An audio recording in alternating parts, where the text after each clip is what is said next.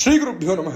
అపార కరుణాసింధుం జ్ఞానదం శాంతరూపిణం శ్రీ చంద్రశేఖర గురుం ప్రణమామి ముదాన్వహం. పూర్వంలో కంచిపీఠంకి మాల ధరించిన అయ్యప్పులు ఒకసారి పరమాచార్య స్వామి వారిని దర్శించుకోవడానికి రాగా అక్కడ ఉన్నటువంటి పరమాచార్య స్వామి వారి శిష్యుడు, మీరు నల్ల దుస్తులు ఎందుకు ధరించారు, మీరు ఏ దీక్ష చేస్తున్నారని అడిగారు. అప్పుడు మాల ధరించిన అయ్యప్పలు అందరూ ఒక విషయం చెప్పారు.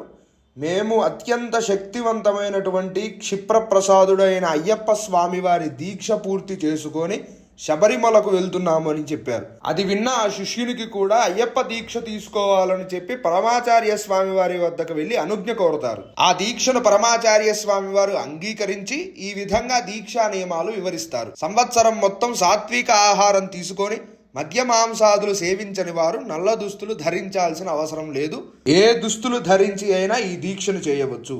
అంతేకాకుండా 40 రోజులు 40 నిమ్మకాయలను పచ్చిగా తిని ఈ యొక్క దీక్షను చేయమని పరమాచార్య స్వామి వారు చెప్పారు. దీని వలన ఉదర సంబంధిత వ్యాధులు కూడా నయమవుతాయని పరమార్థము. అంతేకాకుండా పరమాచార్య స్వామి వారు మాటలు విన్న ఈ శిష్యుడు ఇదే విధంగా దీక్ష చేయగా ఆ శిష్యుడు తన వ్యాధులు నయం చేసుకొని తన కోరికలన్నీ నెరవేర్చుకున్నారు. స్వస్తి.